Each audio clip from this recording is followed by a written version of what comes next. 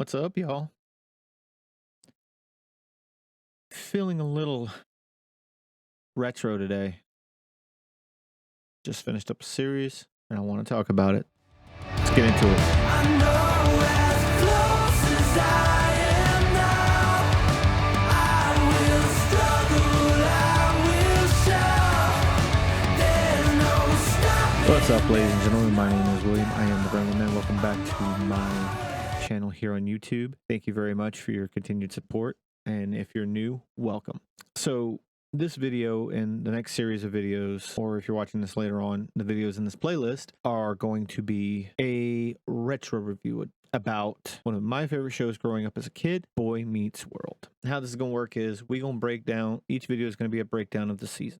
There's 7 seasons, so there's going to be 7 videos about this. And there'll probably be an 8th about just wrapping up the season, some final thoughts on the series. Boy Meets World was a television show that aired on ABC from 1993 to 2000. It was on the air for about 7 years. It was a sitcom created by Michael Jacobs and April Kelly. Michael Jacobs was the idea by ABC. Well, he wasn't presented. ABC approached him to create a show targeted at the 12 to 14-year-old demographic for their Thank God It's Funny block on Friday nights. You might know it by its more commonly affectionate name, TGIF.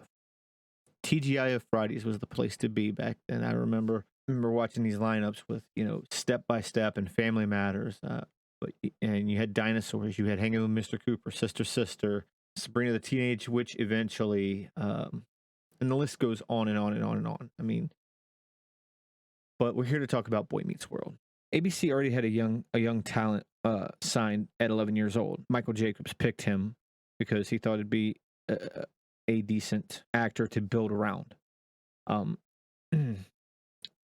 This young boy's name was Ben Savage. Now, if the last name sounds familiar, it is because for people who of my age and older, Ben Savage was the younger brother to Fred Savage, who made his fame on another sitcom show back in the 80s, late 70s, early 80s, called The Wonder Years. Now, The Wonder Years was another show that I grew up with, but it was in syndication at the time, and I didn't really appreciate it at the time, but I can appreciate it now, and I'll probably might do a retro watch of that as well. But so ABC signed Ben Savage. I don't know if it was because he was Fred Savage's brother or that, he was just genuinely interested in acting at the time, but regardless. So ABC comes to Michael Jacobs. Jacobs pulls in Ben Savage, who ABC already has under contract, and they start building this sitcom called The Ben Savage Project, which eventually becomes Boy Meets World. The show itself is essentially a story built around the middle child of a family. Of course, you have Ben Savage, plays Corey Matthews, absolutely funny, dorky, and sometimes stupid, but it's a funny kind of stupid, endearing, I should say. As a kid, I wanted to emulate Corey. That was half of what I wanted to emulate. Corey was funny. He was the class clown. He just had fun with life. Of course, with all real life crossovers into TV, Corey has a best friend, Mr. Sean Hunter. Sean is excellently played by series end by Ryder Strong. Ryder Strong, this is his most notable work he's ever done. His first season as Sean Hunter is memorable, but watching it back with adult eyes, you can kind of see how he was still struggling as an actor. If you don't know what to look for, you can enjoy the episodes. So I will put that out there. Sean Hunter's a great character, a great best friend character. And as a kid, you also wanted to be Sean. Sean was the cool kid. Sean was the rebel. Sean was awesome.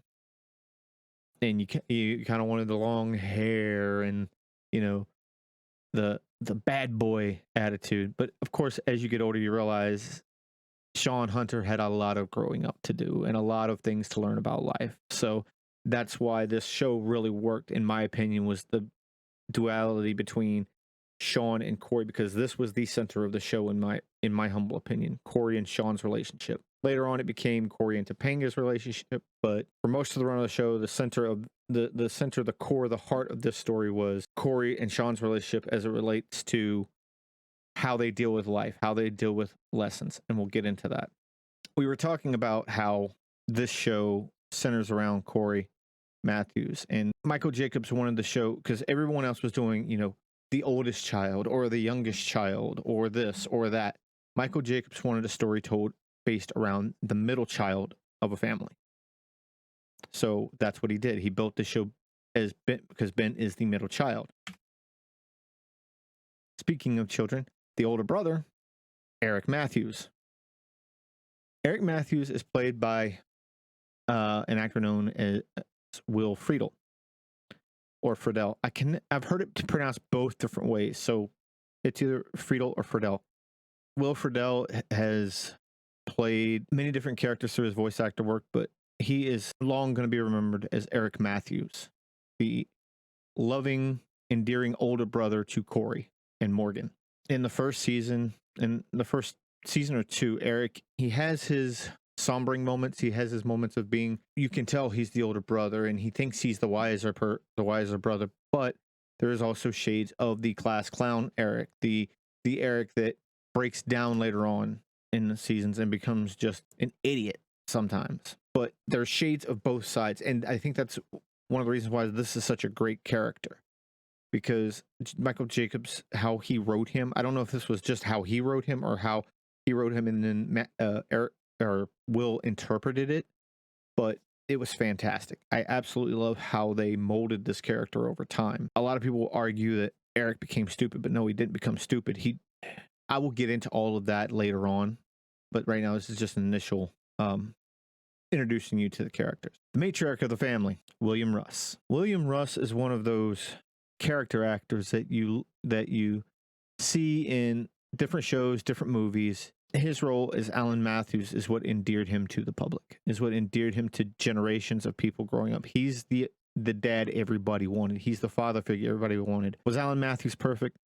Absolutely not. But you don't want a perfect parent. You want human parents that make mistakes and know how to own up to those mistakes and use it to teach their children lessons.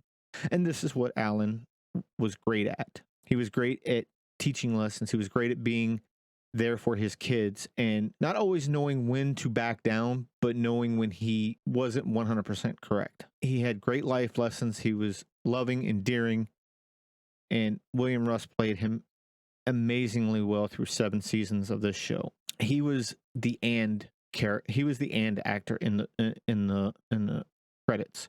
Now, if you don't know about billing, I had to actually look this up. When you see and such actor, or when you see with so and so actor, towards the middle or the end of the opening credits, generally that's your character, your actor that essentially the studio is pulling in for audience view that audiences should know, but that person has generally taken a pay cut, or not all the time, but some of the time, is just there to help boost the show's ratings.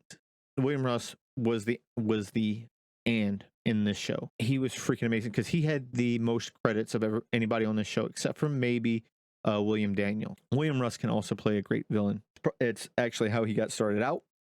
He played villains throughout TV and some movies, but I remember him most from his most influential villain in my mind, and the one that pops in every time I think of him. One is Alan Matthews as the good guy. As the bad guy, he played Colonel Hansen in Stargate SG-1. He played the guy thinking he was God. He can do both very well. William Russ, great father figure, great actor. The matriarch of the family, Miss Betsy Randall as Amy Matthews. What can I say about Betsy Randall that probably hasn't already been said? Betsy Randall, sweet, loving, beautiful on the outside and on the inside. The interviews I've seen of Betsy Randall, she's always bubbly and smiling, and she just seems like a great human being. A lot like her character in Boy Meets World, Amy Matthews. Amy Matthews loves her children. She wants her children to do right. She wants her children to be great men and a great woman. She's full of love, care, and she does what she has to do to make sure her family is well. She's a great mom and a great wife. If you don't fall in love with her by like the end of the first season, something's wrong with you. Morgan Matthews. What can we say about Morgan? Now, Morgan was played by 2 different actors. Morgan was played firstly by actress Lily Nixay, seen here. And then the other actress we'll get into when we get into the later seasons, but this version of Morgan steals every scene she's in. This little girl I fell in love with from the very first scene on the rewatch. As a kid watching this, Morgan was kind of like the kid, because I grew up with two little sisters, and you're just kind of like, they're the younger siblings, you love them, but you're kind of doing your own thing, right? So I didn't really pay much attention to it. But as an adult looking back on this and doing a rewatch, this little girl stole my freaking heart. This girl was adorable. She was amazing. She kind of wanted to bring you to tears at points, but she was great. And something happened, I think, during the first season. Not horribly bad, but some complications with the actress that she couldn't return. So she was replaced, I think, in season 2. Morgan Matthews, great little sister, funny, and steals every scene she's in. William Daniels, who plays Mr. Feeney, Mr. George Feeney. Now, George Feeney is that teacher that you hated when you were growing up. You thought hated you, but as you get older, you realize he was the best thing in your life because he was trying to teach you things. He cared enough to want you to do the best you can do and be the best that you can be. Interestingly enough, William Daniels did not want to take this role initially because he was afraid that the role would just be another teacher role in a sitcom where they're making fun of teachers, and teachers don't get enough respect as it is. And he told this much to Michael Jacobs when they talked about him taking the role, and Michael essentially told him, "You've got it all wrong. This character is based on a teacher that I had when I was in school. The characteristics, everything. I want you to dig deep into this and make him respectable, because without this teacher, I probably wouldn't be here today." And with that, that's what William Daniels.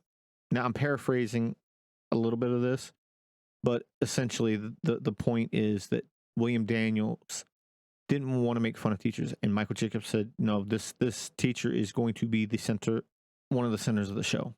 And as the seasons go on, Feeney has some great lessons. Feeney has some great points. He has some great scenes with not only our core characters of Corey and Sean, but he has some great scenes with Eric. He has some great scenes with Alan, Amy, all of the characters. And he's just a great human being. He wants the best for everyone, and he truly loves everyone that he comes into contact with. Almost everyone. Danielle Fishel plays Topanga Lawrence.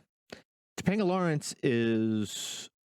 will become the love interest, but in season 1, I think she has one outside of Minka. I think she has the least episodes in season 1. She only appears a few times. And with the Pod Meets World podcast that just came out, and some of the things that have been talked about while they're doing their rewatch of the series, it doesn't surprise me that she didn't have very many scenes in the first few episodes. Till later, I think in the second half of the series, you actually started to see her practically every episode, because there was some issues early on where Michael Jacobs was demanding, and he was trying to get everybody used to his way of directing, his way of writing. And it doesn't surprise me that she didn't have very many scenes.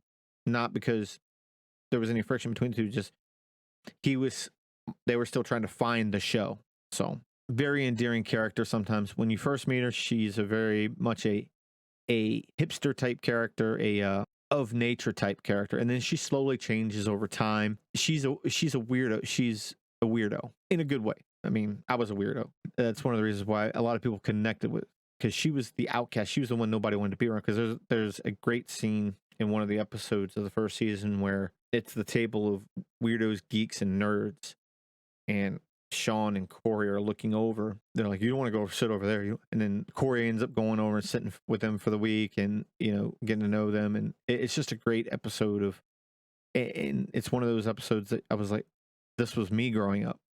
So it's a different contrast to what we see in later seasons, where Topanga's kind of the popular girl and kind of the prissy girl, sort of, in certain episodes. But Topanga Lawrence, played by Danielle Fishel, I think it was a great casting choice. I think she did well with what she was given. We'll talk more about her as we talk more about the series. And then there's Minkus, played by Lee Norris. Now, Lee Norris was in and out of a lot of the 90s sitcoms, a lot of the 90s TGIF shows. I believe he was in a few episodes of Step by Step. He was in Full House, which wasn't on TGIF. That was actually on Tuesdays.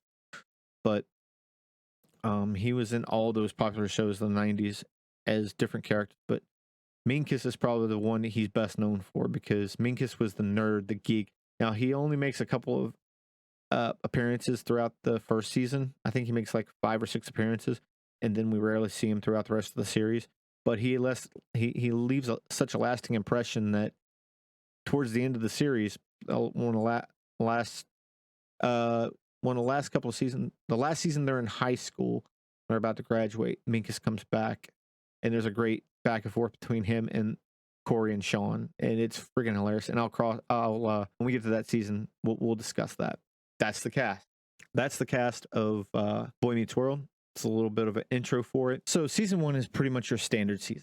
It's your standard first season of a show. 22 episodes. That was pretty much standard back in the 90s. Of course, when you talk about standout episodes, the pilot is an automatic one. It goes without mentioning because without the pilot, there is no show. Right. I'm not going to go through and tell you every little thing that happens in every single episode because that would be a freaking 17-hour video and it would defeat the point of giving you this retro review because I want you guys to go check this out for yourself if you like what you're seeing and you like what you're hearing. The pilot episode is great. It sets up the dynamic between Corey and his family. It sets up the dynamic between Corey and Feeney, although in the pilot, Feeney is very much more stern than he is going forward. Actually, you really start seeing Feeney become, the lesson teacher, the life lesson teacher in episode 2 and 3.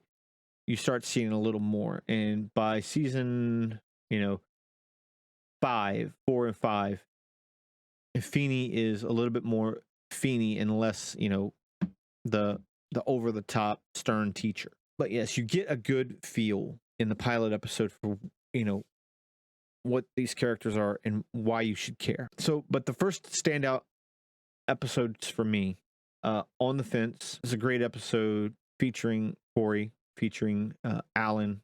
It's the very first appearance of Minkus. Minkus is not in the pilot. It has a water gun fight. It actually shows Eric being a responsible, teenager and working and making his own money, which slowly over the course of the seasons you don't really hear about much anymore outside of a couple episodes that focus on him working. It stand out because it shows the dynamic between Alan and Amy and their normal life. They're discussing plumbing issues and they're talking about their life before the children, the apartment they had before the children. In retrospect, I'm doing a rewatch of it, kind of foreshadows what we see later on with Corey and Topanga, which we'll get into. But the reason why this stands out to me is this is central on Corey wanting a job because he wants to buy this water gun. And Alan tells him, be a kid as long as possible. At the time, this is one of those lesson episodes where as a kid, you see it differently than when you see it as an adult. As a kid, you side with Corey. You're like, I want to make my own money. I want to be independent. But as an adult, you're like, listen to your father, man. Don't rush out of childhood. Enjoy it.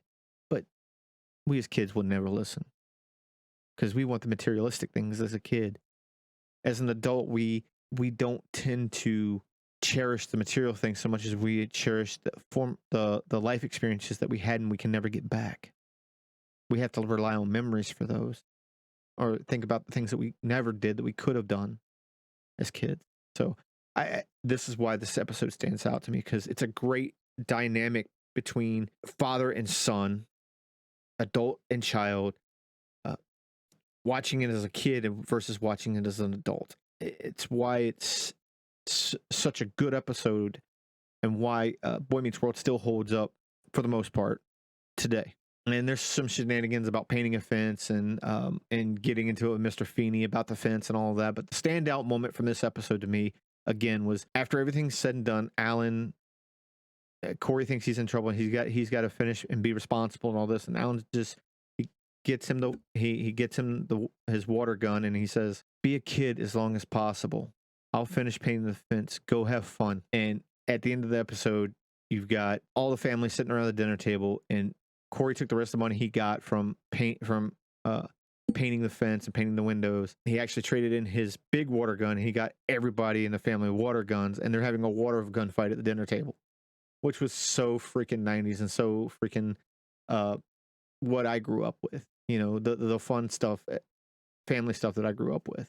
Father Knows Best is another standout episode for me, simply because of the dynamic between Corey and his father. It kind of reminds me of the father-son relationship that I wish I kind of had with my dad, but at the same time, I did kind of have with my dad. Storybook versus real life, essentially. It centers on Alan having to cancel a father-son day because something happened at work, and then he comes home and wakes his son up to watch a baseball game, and then mom gets mad because Corey fails a test the next day and Feeney won't let him retake the test and all of that. Alan feels bad that he failed the test and he can't get Feeney to let him retake the test, and this kind of causes some friction between Feeney and Alan. There's a lot of great moments in this episode, and one of the reasons this is one of my favorite episodes of the season was the very end of the episode, because Alan had some words to say to Feeney, and they had left on not like a horrible note, but knowing where each other stood. Like, Feeney's the teacher, and he was standing his ground, and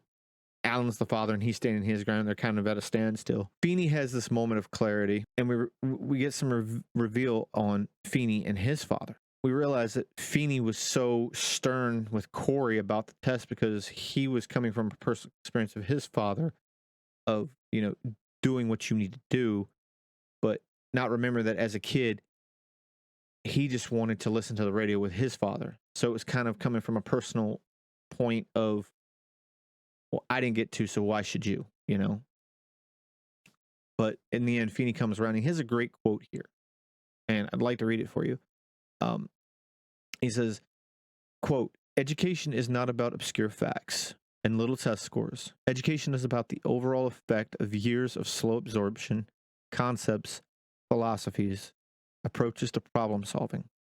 The whole process is so grand and all-encompassing that it really can't be threatened by the occasional no-hitter." This is the final words that Feeney says to Corey in the episode, you know, about it's important to have time with one's father. That's what he comes to realize. And we're supposed to infer that he was able to retake the test. But I think that quote is so powerful for a 90s TV show, because he's right. Education isn't about whether you pass or fail a test. It's about whether you learn the material. It's about whether you can take the material and think about it and come to your own conclusion about how you feel about it and about what it means to you, and separate the hard, unmistakable facts from everything else. And that's what education is about. It's not about the test scores. So it's a problem that remains relevant even today. But another standout episode is Corey's Alternative Friends. This is the episode that I was talking about earlier, where Topanga's the weirdo sitting at the lunch table with the nerds and the geeks and all of that, and Corey kind of goes over and sits with them for the week, and Sean's put on the back burner and all that, and you kind of get to see a deeper understanding of the social structure of the high school and the life that Corey lives. That's another standout episode. It's a very Topanga-centric episode, too. The first Topanga eccentric episode. Grandma Was a Rolling Stone. Standout episode because of who it guest stars. It has two important guest starring roles because they were big. One was big on a show called The Golden Girls, and the other one was also going to end up getting big because of a show called Felicity. You had Grandma, played by Rue McClanahan, who was Blanche on The Golden Girls. Another favorite show of mine growing up as a kid. I used to watch that in syndication. Yes, I watched the Golden Girls. Don't judge me. Or judge me. I don't give a fuck. She comes bearing gifts and broken promises. Basically, she takes all the kids. She takes Eric out and Morgan out for the day, and she promises the next day that Corey and her would go to a ball game and meet Cal Ripken. However, that never comes to pass. She forgets all about it, and she never shows up. And the other guest starring role is Carrie Russell, who would go on to play Felicity on a show of the same name. Now, while Carrie Russell herself is memorable, her character kind of wasn't memorable. Her character was kind of a no starter here. It had potential for it to be a girlfriend type for Eric long term, but we never see anything come of it. And actually, Carrie Russell plays Feeney's niece, and she's never mentioned again. Throughout the entire series, she's never mentioned again, never brought in again. The most important factor and the reason why this episode stands out is Rue McClanahan's grandma does eventually come back and says, look, I'm sorry. Now, before she comes back, Corey talks to his father about it, and his father's like, look, she's done this kind of thing my entire life. You know, she makes promises and then, you know, she'll forget or something comes up. But those are the bad, but the good outweighs it, because I remember this one time we were supposed to go to a freaking space camp in like Georgia or Alabama, and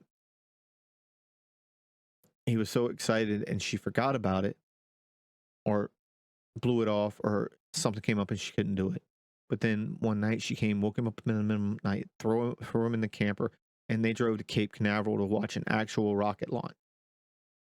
So she actually made it up to him, and he realized that just because someone misses something because life happens doesn't mean they don't love you. And family, in the end, will make it up to you. And I think that's an important point to remember this day and age, is that just because someone disappoints you once does not mean that they're a bad person. Another standout episode, Teacher's Bet. This is one where Corey and Feeney switch places, and Corey teaches the class, and Feeney sits in the classroom. And what stand out about it to me is the lesson for the week is Anne Frank, the Diary of Anne Frank, and more importantly, prejudice. The bet essentially is that if Corey can get more people to pass than would normally pass, he wins the bet. If more people fail, Corey loses the bet, and Mr. Feeney wins. Now, what's beautifully interwoven in this episode is the B story, which is with Eric and the family. Eric has a girlfriend, a new girlfriend of the week. They come home from the mall and she's crying and Eric's upset. Apparently, someone at the mall had been mean to her and, you know, used racial slurs at her because she was of Asian descent. The character was. Corey kept saying throughout the episode that, you know, when prejudice was a thing, prejudice isn't a thing anymore. But Corey learns a harsh truth that prejudice is still very alive and well, even today in the 90s, as it were. He gets a rude awakening for an 11-year-old or 12-year-old, however he's supposed to be. And this is what makes Corey realize that he starts reading the book, learning the lesson, and he actually comes into class and tries to teach, but because he didn't take it seriously the first day and everybody's, you know, not listening to him, he kind of has to do something drastic. So he starts to walk out and he says, I lost the bet, Mr. Feeney.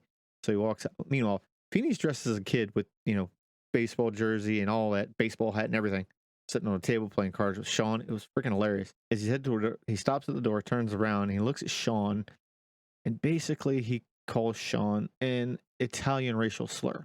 Corey turns around and gets his friend's attention and says, hey, your mother was this, right? So that would make you this, right? And the racial slur that was used got Sean's attention, and he got up out of his seat. What'd you just call me? And he looks at Feeney. He's like, you gonna let him call me? I'm not going to do anything about it, Mr. Hunter. He's the teacher. What are you going to do about it? He's like, I'm going to knock his block off. And he's like, it gets his, what if you couldn't? What if you couldn't? And this is where Corey cuts into the lesson. And he goes on this rant about a girl is dead and talking about, it's a beautifully done episode about getting you to think, having a student get other students to think about the material in a way that, honestly, I don't think Feeney could have. Feeney couldn't hit at the core of the kids with this material the way, and I don't know if we're supposed to believe that this was Feeney's plan all along, if he planned this all along, like if he saw it going this way, or if it just was a happy accident that it happened this way. But in the end, Corey learned something, the class learned something, and even Feeney learned something. It's a beautiful lesson. It's a beautiful episode. You should definitely check it out. And it's probably the standout episode of the season, in my opinion. As you go on through the season here, you've got Class Reunion, which is about growing up. Santa's Little Helper is a great Corey Sean episode. They kind of get mad at each other, and then over Corey trying to help his friend out because his dad lost his job, and Sean, we get to see into Sean's character about how, you know, he thinks any kind of help is charity, and he doesn't like charity, and he has an ego about it and pride about it. It's a great lesson in pride goeth before the fall, and about the power of friendship and what friendship is really about. Father-son game, another standout episode about, again, Alan wanting to spend time with his kids, and his kids, Eric and Corey, weasel out of it. And by the end of it, they learn a lesson that time with your family is important and you should cherish it. Another great episode is number 12 here, Once in Love with Amy. Corey and Eric discover Amy has been lying about where she's this is a great episode about, they discover Amy's been not going bowling like she says she's been. They follow her and find out she's at this club with this guy. They didn't see the guy's face. She comes home in her bowling stuff, and they confront Corey. Sean and Eric confront Alan about it, and come to find out that, you know, it's not what they think it is, and it's just freaking loving and lovable and adoring, and it's a great life lesson about love and marriage. So it's another standout episode for me. The standout of the second half of the season for me is this episode here. She Loves Me, She Loves Me Not. Basically, this is an episode central to Eric, and it is a great character developing episode for Eric. It has some great time between Eric and Feeney. Eric has to learn a hard lesson that sometimes the thing you don't want to be is the thing you become by default. Essentially, you have to take responsibility when responsibility is thrust upon you. That's about all I can say about that. But he goes to speak to Corey's class because the class is going to go to high school next year. He doesn't take it really that seriously.